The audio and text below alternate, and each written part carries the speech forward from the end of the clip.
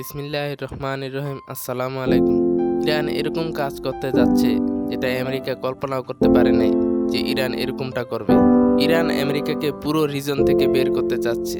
হয়েছে এটা যে কাতার ইরানের সাথে আলোচনা করছে, সকল মধ্যপ্রাচ্যের দেশগুলোকে আপনি অন বোর্ড নেন, আর মিডল ইস্টের দেশগুলোর মধ্যে একটা সাবমিট হোক রিয়াদের মধ্যে, আর সবার সাথে আলোচনা হোক যে আমাদের মধ্যে কোনো যাতে লড়াই না হয়। আর ইরানে তাদের সামনে একটা শর্ত দিয়েছে যে আপনারা রিটার্ন এগ্রিমেন্ট লিখে দিবেন যে ইরানের বিরুদ্ধে আমেরিকার সামরিক আড্ডা যাতে ব্যবহার করা না হয়। আমেরিকান সৈন্যদের এখান থেকে বের করেন।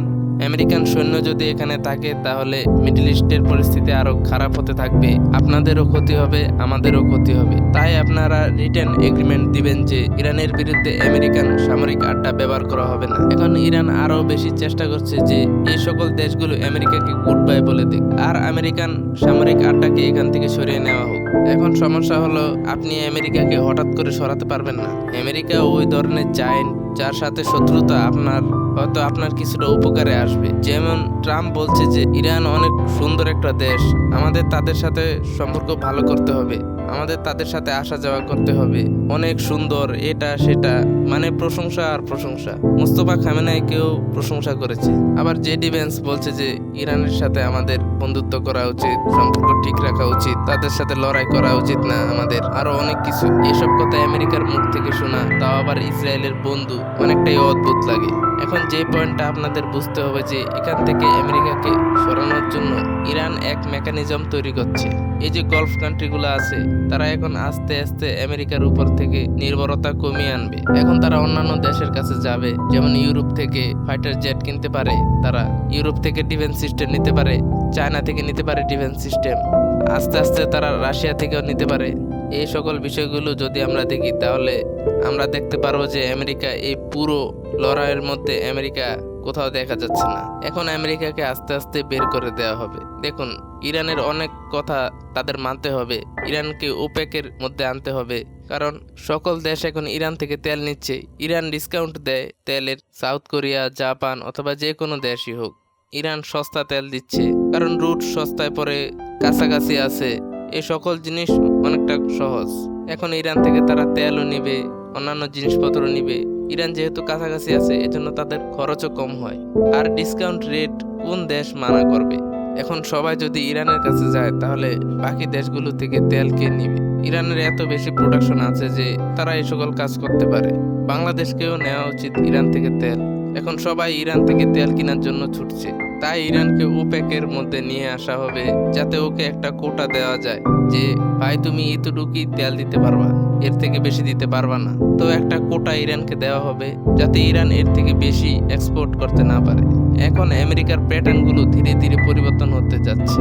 এখন আস্তে আস্তে আমেরিকা এই গলফ কান্ট্রি থেকে বের হয়ে যাবে। আর ওইদিকে ইসরায়েল আমেরিকার উপর নারাজ।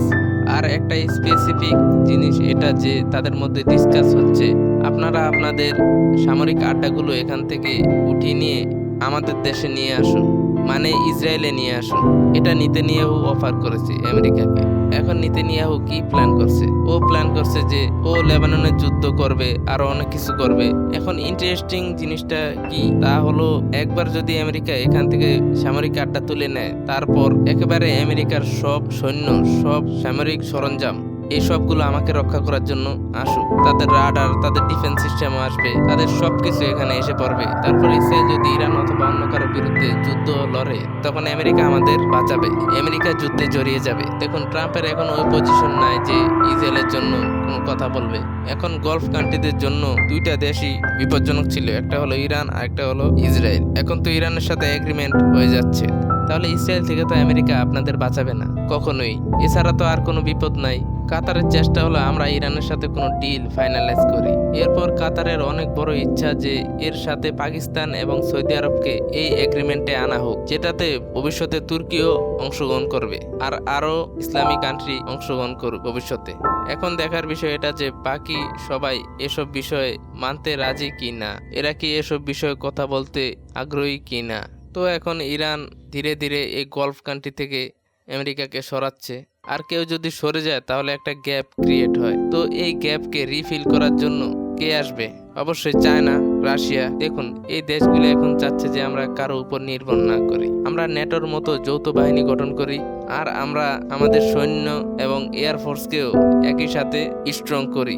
এটা অনেক বেশি ইন্টারেস্টিং ডেভেলপমেন্ট। তো আমেরিকা আর বেশি দিন এই রিজনে টিকে থাকতে পারবে না। এখন আমেরিকা আরো একটা প্ল্যান করছে, যেটা ইরানিরা ভাবছে যে এটা আমাদের জন্য একটা ট্র্যাপ। সেটা হলো, আমেরিকা চাচ্ছে যে আমরা ইরানের সাথে বন্ধুত্ব গঠন করি, তাদের দেশে ইনভেস্টমেন্ট করি, তাদের সাথে এই বিষয় নিয়ে আলাপ আলোচনা করি, ইনভেস্টমেন্ট করে আমরা ইরানের সাথে সম্পর্ক গড়ে তুলি। এটা তারা চাচ্ছে। যখন আমরা ইরানের মধ্যে যাব তখন আমাদের সাথে আমাদের এনজিও যাবে, আমাদের এজেন্সিরা যাবে। দেখুন, ইন্টারন্যাশনাল অ্যাটমিক এজেন্সি আছে, তারা যখন ইরানে গিয়ে স্পেসিফিকলি জিনিসগুলো দেখতো যে আচ্ছা কি অবস্থা, তোমাদের নিউক্লিয়ার পজিশনগুলো বলো, এই সকল জিনিস। তারপর যদি আপনারা লক্ষ্য করেন, ইরান তখন বলতো যে এরা আমাদের সকল ডেটা ইসরায়েল এবং আমেরিকাকে বলে দিত। এরপরে আমাদের সায়েন্টিস্ট এবং আরো অনেক কিছু ধ্বংস করে দিয়েছে। তো ইরানও তৈরি হয়ে আছে, বাকি দেশগুলোও তৈরি হয়ে আছে গলফ কান্ট্রির, আর সকলে ভাবছে আমেরিকাকে এই রিজন থেকে সরিয়ে দেওয়া যাক। আর এই রিটেন গ্র্যান্টই ইরান এখন সবার থেকে নিচ্ছে, ইরান এখন সবার থেকে নিতে যাচ্ছে। এই এগ্রিমেন্টের পিছনে কাতার অনেক বেশি গুরুত্বপূর্ণ ভূমিকা পালন করছে। এই যে ডিল, এই ডিলটা কিন্তু ট্রাম্প সাইন করতো না যদি কাতারের ইনফ্লুয়েন্স না থাকতো। কাতারের ইনফ্লুয়েন্স দেখেন, কাতার ট্রাম্পকে বিমান দিচ্ছে, ট্রাম্পকে আরো অনেক কিছু দিচ্ছে তারা। আপনারা জানেন কাতার দুইটা প্লেন দিয়ে দিছে ট্রাম্পকে। তো ইরানের সাথে তাদের আগেও ভালো সম্পর্ক ছিল, এখনো ভালো সম্পর্ক আছে, আর আগামী সময়েও ইনশাল্লাহ হবে। এখন এই সকল জিনিস ইন্টারেস্টিং হতে যাচ্ছে। আর এখন এই কথা নিশ্চিতভাবে বলা যায় যে আমেরিকা আর বেশি দিন এই রিজনে থাকতে পারবে না, তাদের অবশ্যই চলে যেতে হবে। ইরান চাচ্ছে যে আপনারা আমেরিকাকে সরিয়ে দিয়ে আমার সাথে এগ্রিমেন্ট করেন, আপনাদেরও ক্ষতি না হোক, আমারও ক্ষতি না হোক। কলিব্রিক্স চ্যানেলকে সাবস্ক্রাইব করতে ভুলবেন না। পরের ভিডিওতে দেখা হবে।